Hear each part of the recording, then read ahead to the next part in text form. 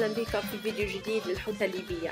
فيديونا اليوم مختلف، حيحكي عن الصناعات التقليدية والتراثية الليبية الخاصة بمدينة غدامس.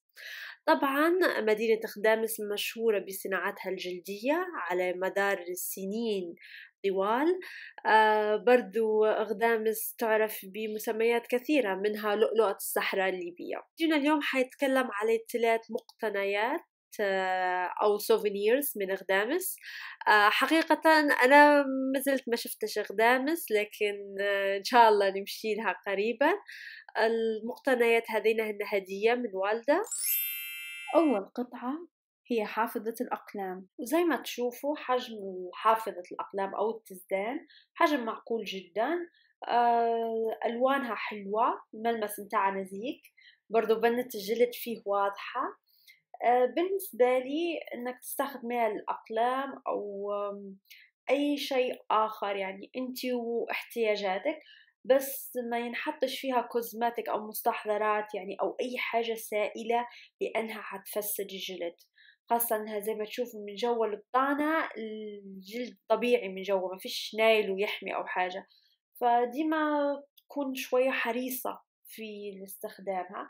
زي ما تشوفوا أنا نحس ألوانها يعني حيادية، بمعنى إنها تمشي رجالة وصبايا وتخيل مع أي عمر، وأي شخص يحب مقتنيات جلدية أو حتى أنت كشخص حتهدي هدية مختلفة ومميزة، حتكون حاجة حلوة. أما السوفينير الآخر فهي النشاشة أو مروحة غدامسية. طبعا المميز إنه في مراوح غدامس إنها مخدومات بالقماش والسلك، يعني مش السعف العادي، لا. وبعدين في الحواش حاطين القماش ذهبي، من حواف النشاجة من برا دايرين فيها بومبومز. أنا مش عارفة شو الاسم، لكن هنا يقولوا لهم بومبومز، ملونات على أطراف النشاشة يدير لها جو. بعدين في برضو يعني زخرفة الذهبي، بعدين اليد كلها لابسينها بقماشة فضية تلمع، وفي نهاية بكل الطرف في بومبومز.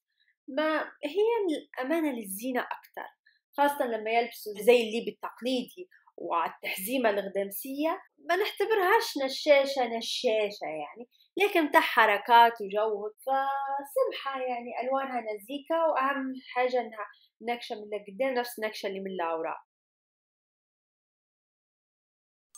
أما المنتج الثالث فهو علبة مصنوعة من الجلد الطبيعي، مصبوغ بلون أحمر، وبعدين مرسوم عليه رسومات وخطوط بالألوان اللي نقدر نقولوا عليها هي الثيم متاع غدامس.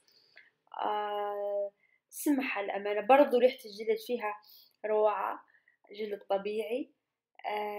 النزيك إن هذه لها عدة استخدامات، تبي تحطيها على الشكماجة تحطي فيها مجوهراتك أو الحاجة الاستعمال اليومي متاعك، نزيكة.